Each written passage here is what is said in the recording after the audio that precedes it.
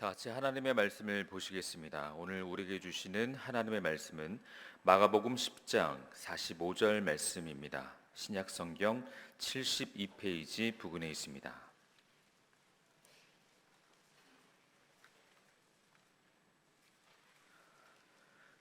마가복음 10장 45절의 말씀을 우리가 가진 개역개정 성경으로 함께 읽겠습니다. 인자가 온 것은 섬김을 받으려 함이 아니라 도리어 섬기려 하고 자기 목숨을 많은 사람의 대속물로 주려 함이니라.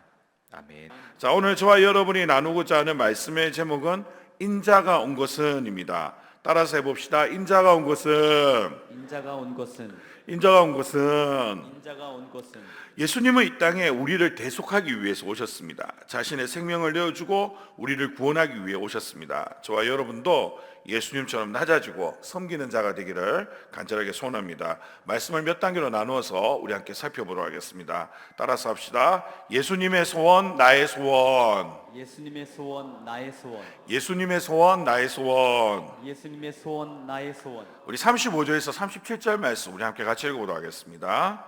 세베대의 아들 야고보와 요한이 주께 나와 여짜오되 선생님이여 무엇이든지 우리가 구하는 바를 우리에게 하여 주시기를 원하옵나이다.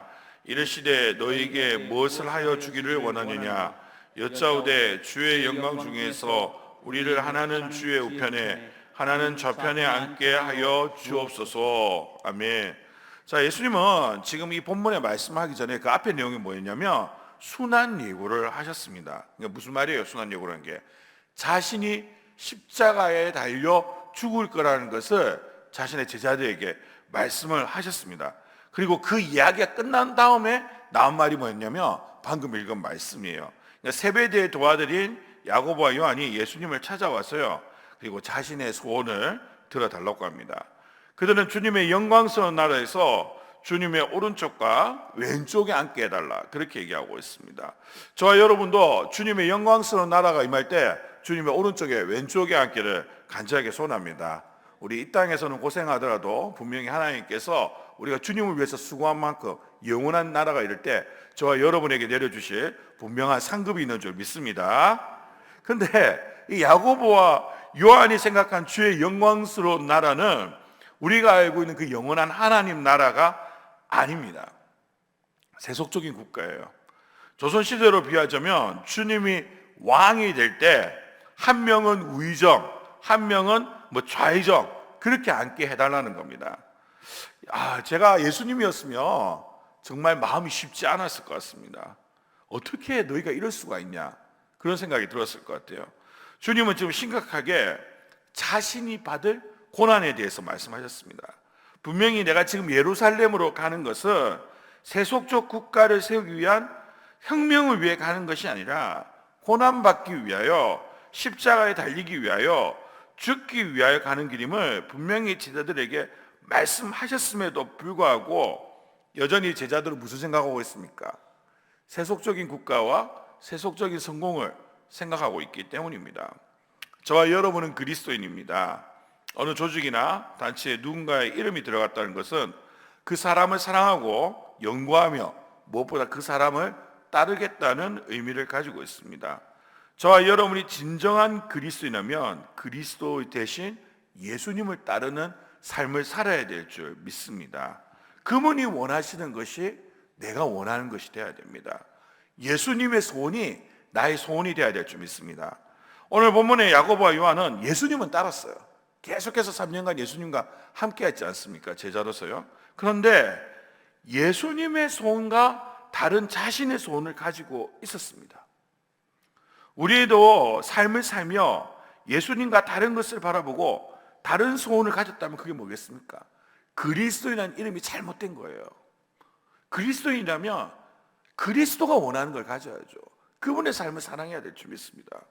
오늘 이 자리에 계신 저와 여러분은 예수님을 만난 줄 믿습니다. 또한 저와 여러분은 예수님 때문에 구원을 얻었습니다.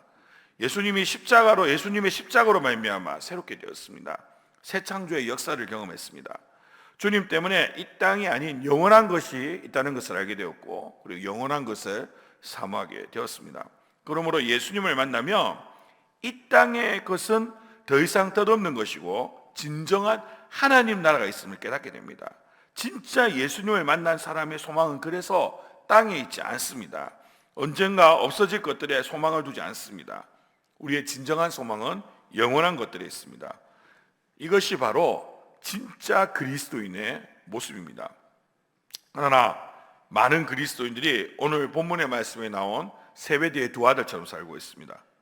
주님은 우리에게 새로운 소망을 주셨지만 여전히 우리는 땅만 바라보고 살아갈 때가 많습니다. 우린 예수님보다 예수님을 통하여 주어질 콩고물에 더 관심이 많습니다. 어떻게 하면 예수님 때문에 내 인생이 축복을 받을까? 여기서 축복은 세속적인 축복을 말합니다. 남보다 더 좋은 집, 더 많은 물집, 사업의 성공, 자녀의 성공. 물론 이게 나쁘다는 게 아니에요. 저와 여러분도 하늘로부터 내려오는 이러한 귀한 축복이 임하기를 간절하게 소원합니다. 근데 문제는 이거예요. 우리의 마음이 거기에만 있다는 겁니다. 영원한 하나님 나라에는 조금 이제 들은 건 있으니까 있고, 우리의 마음은 영원한 하나님 나라에는 조금 가 있고 전적으로 땅에 다 있기 때문입니다. 사실 방금 얘기했던 건 그리스도인뿐만 아니라 불신자들도 다 원하는 거예요. 그러니까 우리의 모습 속에 뭐가 있습니까? 그리스도인이라고 말하지만 불신자하고 너무 비슷한, 별로 차이가 없는 그런 모습이 보일 때가 많다는 사실입니다. 물론 예수님을 통하여 다시 한번 말씀드리지만 이러한 축복을 받는 것이 잘못되는 것은 아닙니다. 문제는 세속적 축복이 예수님보다 더 중요하게 되었다는 거예요. 날 위해 십자가에 달리사 내 모든 죄를 사하신 예수님보다 예수님의 이름을 빙자한 가짜 축복의 목을 매는 그리스도인들 너무 쉽게 발견할 수가 있습니다. 예수님과 함께하면서 예수님으로부터 순한 예고를 들었음에도 불구하고 자신의 앞날만 생각하는 야고보와 요한처럼 교회에 와서 십자가를 보지만 여전히 땅만 바라보는 그리스도인의 신앙은 분명하고 확실하게 문제가 있는 것입니다. 저는 여러분이나 오늘 이 시간 자신의 신앙을 들여다보기를 간절하게 소원합니다. 내 인생의 최고의 관심은 지금 어디에 있습니까? 이 사순절 특별 새벽기도에 나오면서 예수님의 십자가입니까? 아니면 지금 내가 받고자 하는 세속적 축복입니까? 자신을 돌아보는 저와 여러분이 되기를 간절하게 소원합니다. 자, 예수님께서는 자신의 순한 예고에도 불구하고 여전히 진정한 진리를 발견하지 못하는 야고보와 요한을 비롯한 제자들에게 진정으로 그들이 가야 할 길에 대해서 말씀하십니다. 따라서 합시다. 예수님이 마시는 잔, 예수님이 마시는 잔, 예수님이 마시는 잔. 예수님이 마시는 잔. 우리 38절에서 41절 말씀 우리 같이 읽어보도록 하겠습니다. 예수께서 예수께서 이르시되 너희는 너희가 구하는 것을 알지 못하는도다. 내가 마시는 잔을 너희가 마실 수 있으며 내가 받는 세례를 너희가 받을 수 있느냐? 그들이 말하되 할 수 있나이다. 예수께서 이르시되 너희는 내가 마시는 잔을 마시며 내가 받는 세례를 받으려니와 내 좌우편에 앉는 것은 내가 줄 것이 아니라 누구를 위하여 준비되었든지 그들이 얻을 것이니라. 열 제자가 듣고 야고보와 요한에 대하여 화를 내거늘. 자, 예수님은 제자들에게 자신이 요구하는 것이 무엇인지 알지 못한다고 그렇게 말씀하고 있습니다. 자신이 마시는 잔이 그리고 무엇인지 그렇게 물어보고 있습니다. 내가 받을 세례도 받을 수 있는지 묻고 계십니다. 그래서 제자들은 뭐라고 얘기해요? 씩씩하게 그럴 수 있다고 얘기하고 있습니다. 예수님이 마실 잔은 무엇이며 예수님이 받을 세례는 지금 무엇을 의미합니까? 바로 고난입니다. 십자가입니다. 앞에서 말한 순한 예고가 이루어질 것을 말씀하고 있습니다. 지금 예수님은 제자들에게 이렇게 얘기하는 거예요. 십자가 지고 고난할 길을 나와 함께 하겠다냐. 근데 제자들은 전혀 이해하지 못해요. 그래서 씩씩하게 우리도 할 수 있습니다. 그렇게 이야기하고 있습니다. 마태복음 16장 24절 말씀 우리 같이 읽어보도록 하겠습니다. 이에 예수께서 제자들에게 이르시되 누구든지 나를 따라오려거든 자기를 부인하고 자기 십자가를 지고 나를 따를 것이니라. 아멘. 자, 예수님께서 저와 여러분에게 묻고 계십니다. 나의 잔을 마실 수 있겠느냐? 내가 받을 세례를 받을 수 있겠느냐? 내가 진 십자가 너도 질 수 있겠느냐? 아멘으로 화답하는 저와 여러분이 되기를 간절하게 소원합니다. 그때 하나님의 놀라운 사랑을 경험하게 되었습니다. 세상의 어떤 것도 끊을 수 없는 하나님의 사랑이 우리에게 임한다는 겁니다. 로마서 8장 35절 말씀 우리 같이 읽어보도록 하겠습니다. 누가 우리를 그리스도의 사랑에서 끊으리요? 환난이나 공고나 박해나 기근이나 적신이나 위험이나 칼이라. 아멘. 세상의 어떤 것도 저와 여러분을 그리스도의 사랑에서 끊을 수 없습니다. 제자들은 이 귀한 축복을 모른 채 세속적인 것만 관심 있어요. 그러나 저와 여러분은 이 세속적 축복이 아니라 주님께 더 마음을 둬야 될 줄 믿습니다. 주님과 함께 고난받으면 주님이 주실 사랑도 더 크다는 것입니다. 오히려 십자가는 지면 질수록 내가 더 주님을 사랑하게 만들고요, 주님도 나를 더 사랑하게 된다는 것입니다. 고난이 내게 유익이라는 말씀처럼 내 삶을 더 빛나게 하고요, 우리에게 이러한 믿음이 있다면 세상의 어떤 것이 몰려와도 승리할 수 있다는 것입니다. 제자들은 너무나도 예수님 말씀이 앞에서 말씀드린 것처럼 용감하게 대답을 했습니다. 잔도 마실 수 있고 세례도 받을 수 있다, 그렇게 얘기했어요. 근데 정말 이들이 그랬습니까? 이들은 이 말씀을 전혀 이해하지 못한 채 그렇게 얘기했고요, 실제 그런 상황이 닥쳤을 때 이들은 실패하였습니다. 그들 중 누구도 주님과 함께 십자가에 달리는 자는 없었습니다. 모두 죽음이 두려워 도망가고 부인했습니다. 주님의 십자가는 큰 소리 친다고 질 수 있는 것이 아닙니다. 자신을 부인하고 성령으로 충만하여 하나님의 도움을 받게 될 때 가능한 겁니다. 주님과 함께 십자가를 지는 것을 실패한 제자들은 나중에 성령으로 충만하게 되어서야 주님과 함께 십자가를 지는 삶을 살게 됩니다. 저와 여러분도 마찬가지입니다. 주님과 함께 십자가 지기를 원한다면 성령으로 충만해야 될 줄 믿습니다. 성령 충만받기 위해서 가장 기본적으로 해야 되는 것이 무엇입니까? 우리 기도합시다. 우리 사순절 특별 새벽기도에 십자가 묵상하며 성령 충만을 위해서 더 열심히 기도하는 저 여러분이 되기를 간절하게 소원합니다. 따라서 합시다. 낮아지고 섬기는 삶. 낮아지고 섬기는 삶. 대소. 낮아지고 섬기는 삶. 낮아지고 섬기는 삶. 대소. 대속. 우리 43에서 45절 말씀 우리 같이 읽어보도록 하겠습니다.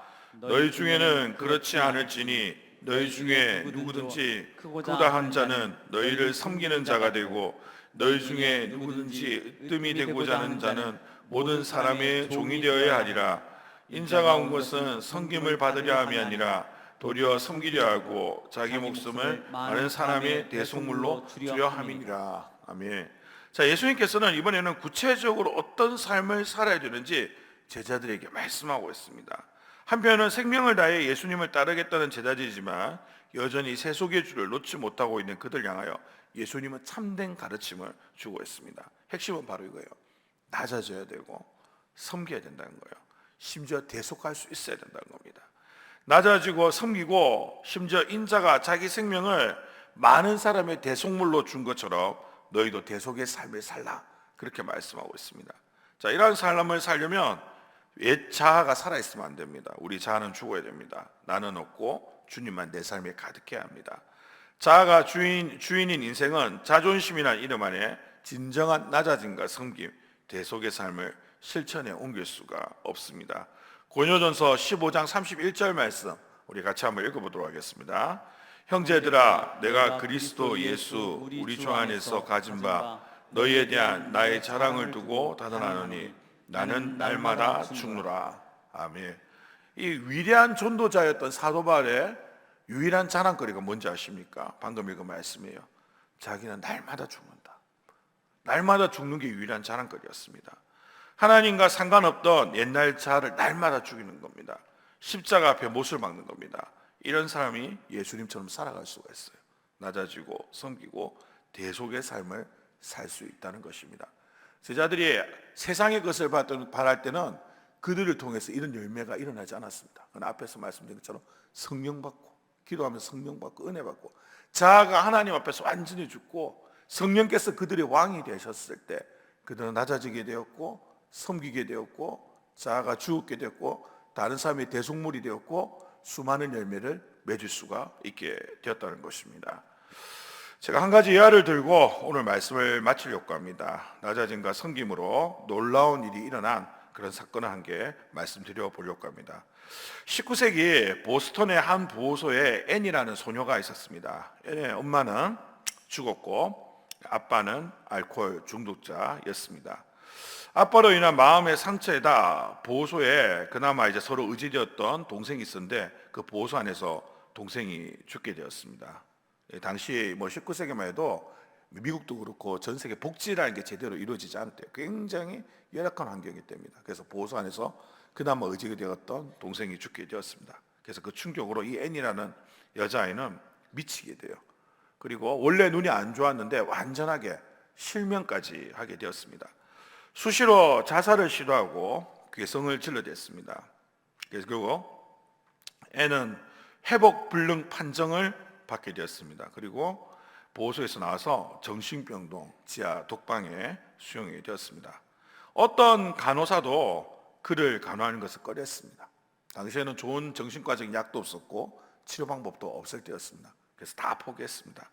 모두가 치료를 포기했을 때 누가 나타났냐면 로라라는 사람이 나타나게 되었습니다. 이분은 이제 굉장히 나이가 많은 은퇴한 간호사였습니다. 그런데 이분이 자기가 앤을 돌보겠다고 자청을 하게 되었습니다. 그래서 로라는 이 정신과 치료보다는 뭐가 되어주기로 했냐면 그 앤이라는 여자의 친구가 되어주기로 그렇게 결심했습니다. 그래서 날마다 과자를 들고 가는 거예요. 그리고 책 읽어주고 옆에서 듣던 안 듣던 책 읽어주고 옆에 있어주는 거예요. 그리고 기도해주고 그런 삶을 살게 되었습니다.